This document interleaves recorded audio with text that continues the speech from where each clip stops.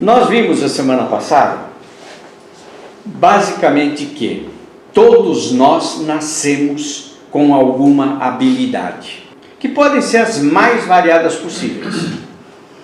Tem gente que nasce com habilidade para matemática. Tem gente que nasce com habilidade para gramática. Tem gente que nasce com habilidade para trabalhar com coisas pequenas. Eu fico olhando um relojoeiro, mexendo naquelas coisas, eu falo assim, tem que ter não só habilidade, mas uma dose extra de paciência para lidar com isso. Então, tem gente que nasce com habilidade para música. Tem gente que nasce com habilidade, esses dias eu li a reportagem de um pai que tem um filho autista, eles saíram à noite no meio da coisa, onde eles conseguiam ver o céu todo estrelado. E o garoto deitou no capô do carro, voltou para casa e ele desenhou todas as constelações do céu. Sem nunca ter estudado. Com perfeição. Então, eu diria assim, todos nós nascemos com certas habilidades, essas habilidades a gente usa para o nosso benefício, e o bom seria se a gente usasse para o benefício dos outros.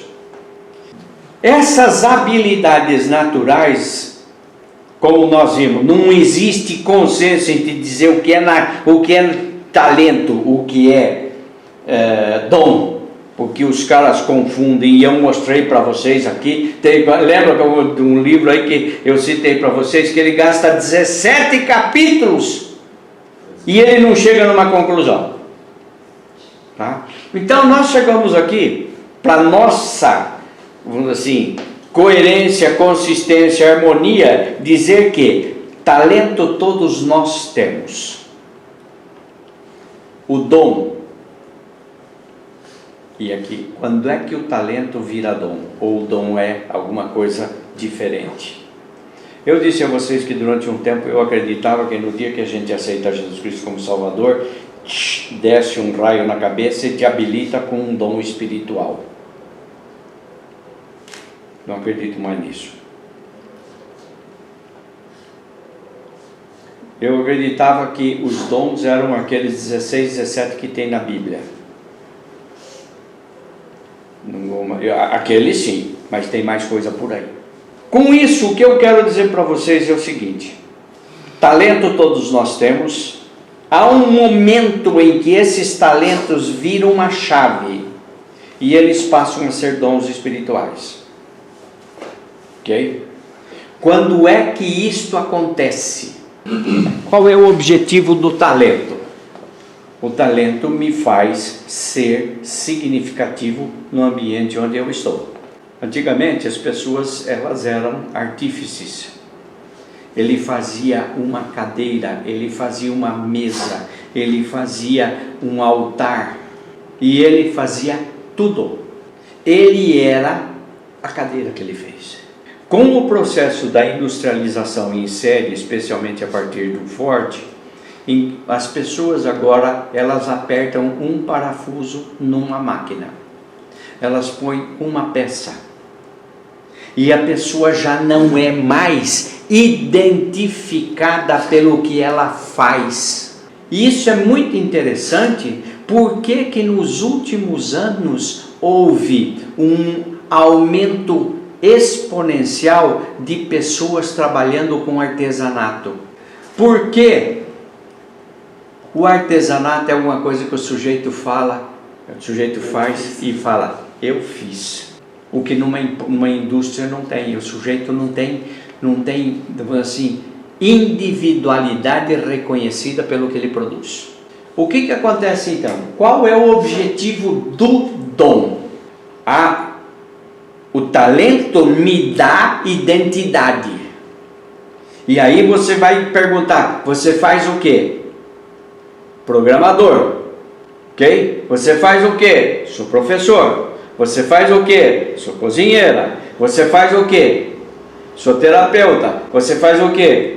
Sou economista das despesas de casa, não é?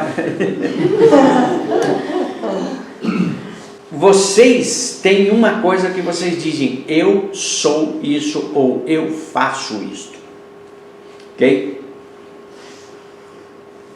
O que eu faço tem um objetivo: dar significado para mim e dar identidade para mim. Agora, quando se refere ao dom, qual é o objetivo do dom? Que Ele deu os dons e com vistas ao aperfeiçoamento dos santos. Para o desempenho do seu serviço, para a edificação do corpo de Cristo.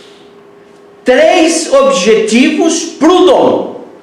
O primeiro deles, o que é? Aperfeiçoamento dos santos. Aperfeiçoamento dos santos. O segundo? Desempenho do seu serviço. Terceiro? Edificação do corpo de Cristo. Aperfeiçoamento, desempenho e edificação. Esse aperfeiçoamento, esse desempenho, essa edificação é onde? Última linha. Corpo de Cristo. Os dons têm o objetivo de aperfeiçoar, desempenhar e edificar o corpo de Cristo. Então, o que eu queria sugerir, e aí eu quero ouvir de vocês, é que os dons são, inicialmente, intra-eclésia. O que é isso? Para serem usados dentro da comunidade, com esses 3 objetivos. A igreja, ela é aperfeiçoada, ela se desempenha como igreja e ela se edifica pelo exercício dos dons. E os dons então são, e aí onde eu vou, são talentos usados no meio da igreja com esses objetivos. Concorda ou não, Ale? Sim. Sim? Então vamos ver se o Alexandre concorda. Concordo com a visão de Paulo quando ele diz que o talento não pode ser, ou o que seja o dom, o talento, não pode ser uma coisa em si mesmada que serve só para o indivíduo. Ele serve para o indivíduo porque, como você falou, ele dá identidade. Tanto é que a palavra que a gente usa para profissão é aquilo que você professa. Aquilo que você professa diz a respeito da sua identidade. Então, se eu sou professor, não é só uma ocupação. Pelo menos na origem. Hoje a gente sabe que tem muita gente que trabalha com aquilo que não gosta, que por obrigação, porque não conseguiu outra coisa para sobreviver, enfim. Mas o ideal seria que as pessoas fizessem aquilo que gosta e que tem a ver com a identidade delas, aquilo que elas professam. Dito isso, eu só estou pensando aqui o seguinte: eu estou de inteiro acordo de que os dons não podem ser uma coisa que você guarda para si, como Jesus falou. Acho que o exemplo, a imagem que ele deu é muito clara para a gente. Ninguém pega uma lâmpada e esconde debaixo do alqueire. Você pega a lâmpada e coloca num lugar visível da casa, porque a gente estudou esse texto aqui. Eu estou lembrando que a conversa foi mais ou menos assim: se nós somos luz, a luz não serve para si mesma, a luz serve para os outros. E a minha única questão com esse texto é assim: será que os dons são só para a edificação do corpo de Cristo, pensando na comunidade dos convertidos? Em que medida existe espaço em outros lugares da Bíblia? Eu sei que tem, mas esse texto parece dizer assim que os dons são quase que exclusivamente para a edificação do corpo, mas a gente sabe que a gente pode usar os nossos dons para abençoar o mundo, inclusive os descrentes. Eu vou dar um exemplo só rapidinho disso, é bem rápido. Na terça-feira a gente estava lá no grupo de homens discutindo, e aí uma das perguntas geradoras que a gente levou era assim: o que falta na sua vida que você acha que se tivesse você seria mais feliz? E aí um dos caras diz assim: eu acho que fé. Uma coisa que ele diz, que falta fé na minha vida. Fazia muito tempo eu deixei de crer e eu acho que falta fé, que se eu tivesse... E aí a gente começou a conversar sobre isso. Eu falei o entendimento que eu tinha sobre fé. Ele falou: eu acho interessante, porque eu nunca tinha visto esse ponto de vista. E eu fiquei pensando assim: essa é uma forma de, com o dom que você tem, abençoar outras pessoas fora da comunidade. Então, assim, o meu único porém com esse texto seria isso, assim, que alguém use esse texto para dizer assim, ó, o seu dom e o seu talento tem que ser usado só na igreja, só na comunidade, e você não tem que, por exemplo, jogar pérola aos porcos. Porque o evangelismo é para fora. Pois é. Como é que fica o dom de evangelismo dentro da comunidade cristã? A gente tem que se evangelizar. Não, mas quando eu mesmos? falei comunidade... Um por vez aqui, fala.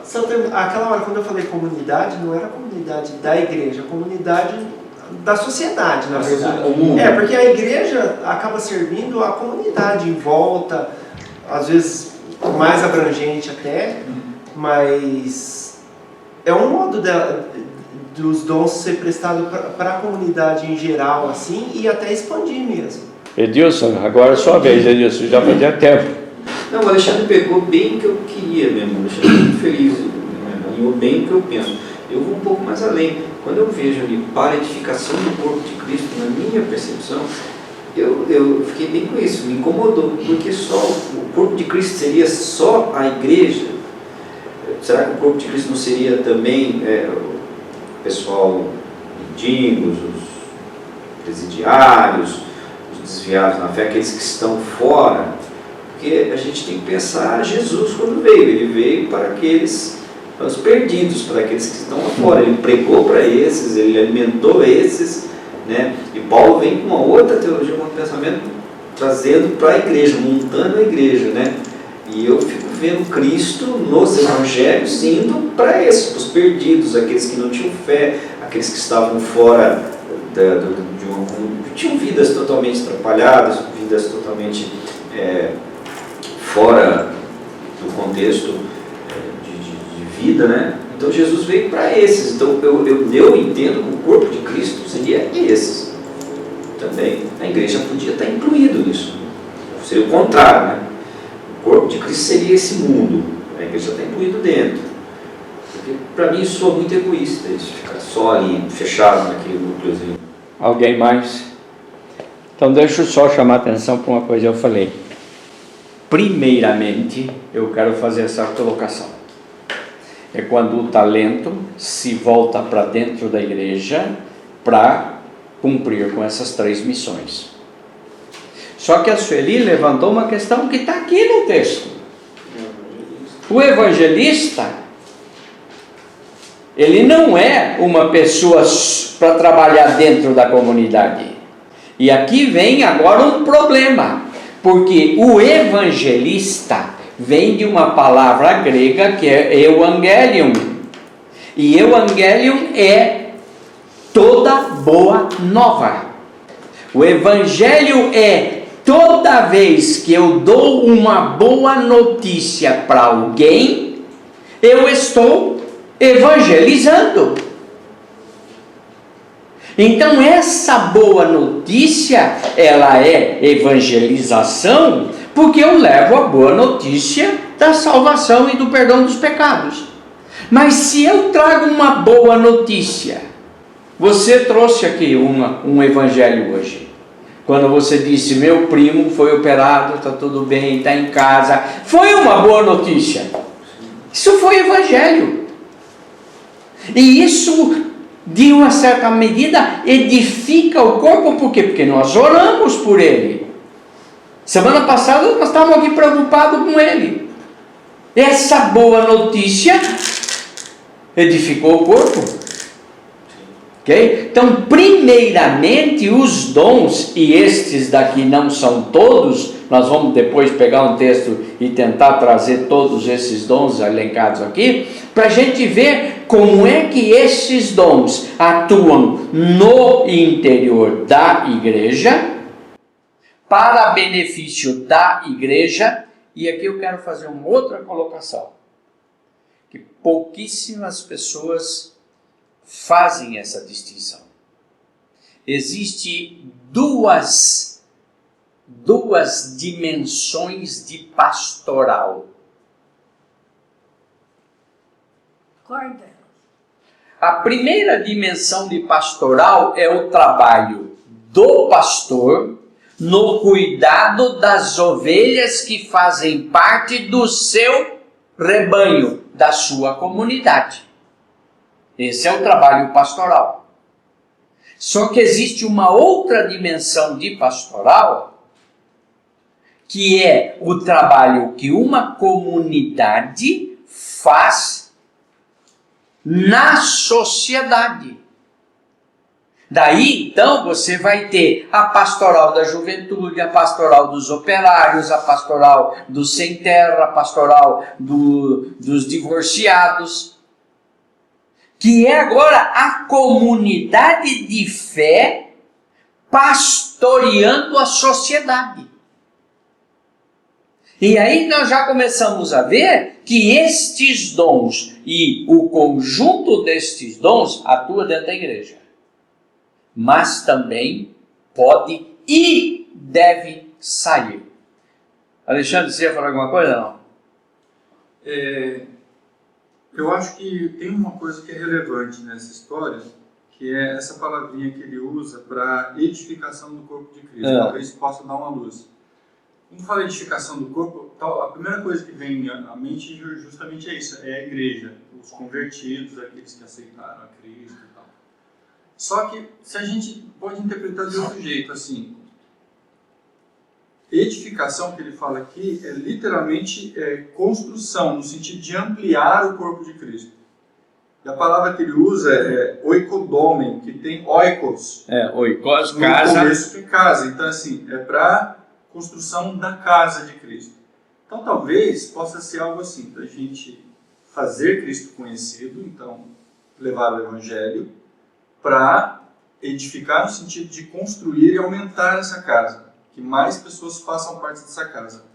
O que não necessariamente significa que as pessoas precisam ter a mesma confissão de fé que a gente, ou seja, elas têm que ser cristão anabatista, por exemplo. E tem gente que eu sei que pode ampliar isso e dizer assim, que as pessoas não precisam nem serem cristãs, no sentido de seguir religião cristã, que elas podem ser servas de Cristo não sendo cristãs. Essa é uma outra discussão que, enfim, mas eu acho que essa palavra faz uma diferença quando a gente pensa em construção no sentido de ampliação daquilo que a gente conhece como o corpo de Cristo. E alguns entendem que o corpo de Cristo é o mundo, porque Cristo não morreu para os cristãos, morreu por toda a humanidade. O pecado de toda a humanidade foi pago de uma vez por todas. A diferença é que alguns aceitam isso, outros não aceitam. Mas presta atenção nisso. Qual é a função do apóstolo? É só para dentro? Não, é anúncio. É anúncio. Qual é a função do profeta? É só para dentro? Não é. Os evangelistas, os pastores, tá bom, o pastor pastoreia as suas ovelhas aqui dentro, mas eu sou pastora, gente, de um monte de igrejas, vocês não têm nem ideia quantas. Então, mestres. O mestre é usado somente, mesmo dizendo mestre em teologia, mestre em... né? Não é usado só dentro da igreja, é para fora também. A minha impressão é que agora nós temos que sair disso e prestar atenção. O que é que nós entendemos como corpo de Cristo? É só os membros da igreja, os arrolados, tá? Ou o corpo de Cristo é maior do que isto aqui? O Daniel, no estudo de Judas, no último estudo, ele já veio meio inspirado e ele citou uma frase do Agostinho, depois ele pôs a frase correta, está até no Facebook ou no Instagram, no WhatsApp dele. Cristo tem cristãos que a igreja não tem.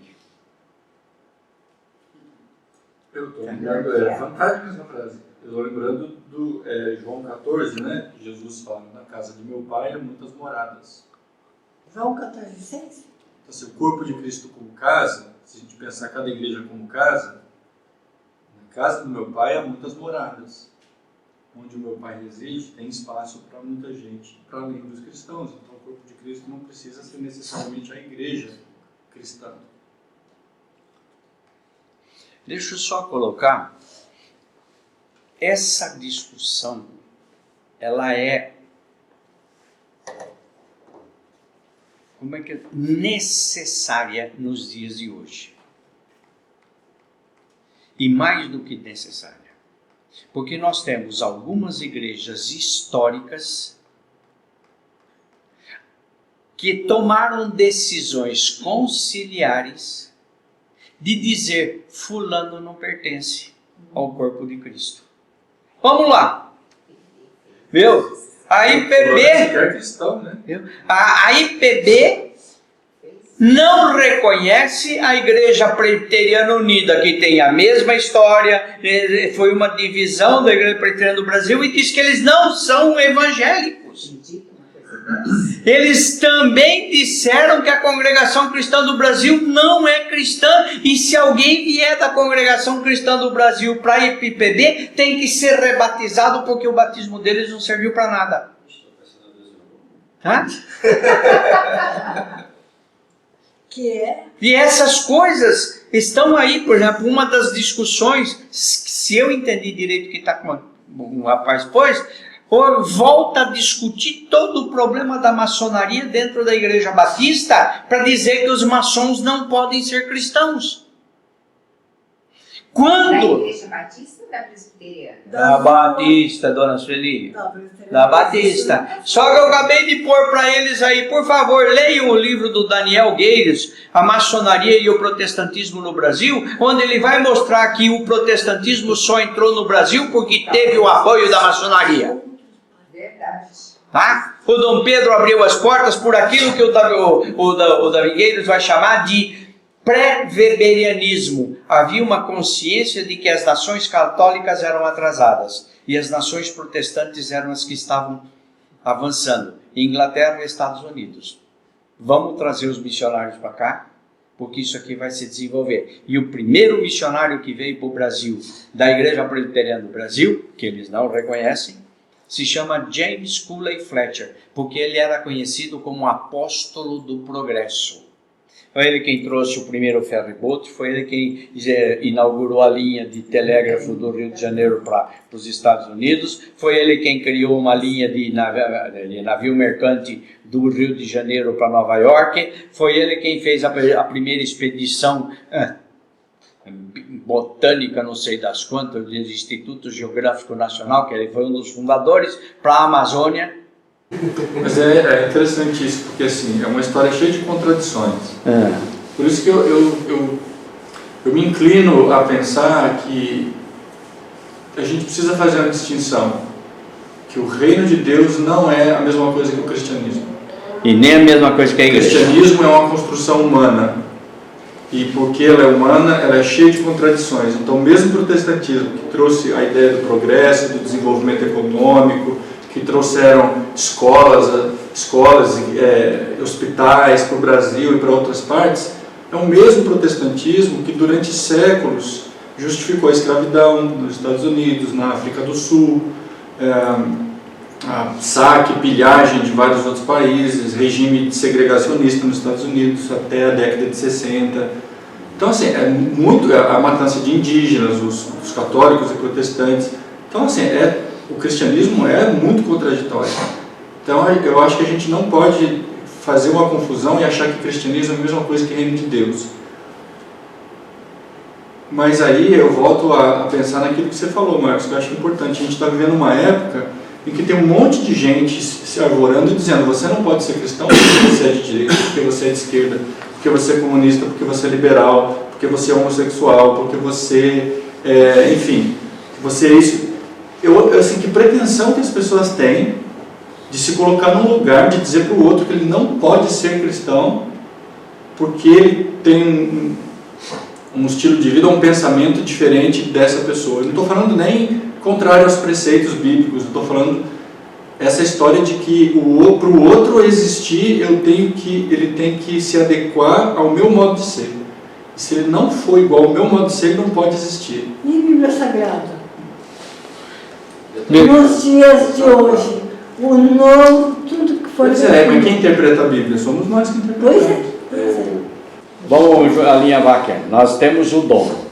O dom é a ação do Espírito sobre o meu talento, visando essas três coisas aqui, que é no corpo de Cristo, só que esse corpo de Cristo não está limitado à igreja local, porque a igreja local não é toda a expressão da obra redentora de Cristo. Nem a igreja local, nem a denominação. Não. E eu diria assim, talvez, o Alexandre, tem mais uma coisa. A diferença que a teologia sistemática faz entre a igreja triunfante e a igreja militante. A triunfante é formada por todos aqueles que já morreram e estão no céu em igreja cantando lá. E a militante é a que está vivendo aqui na terra.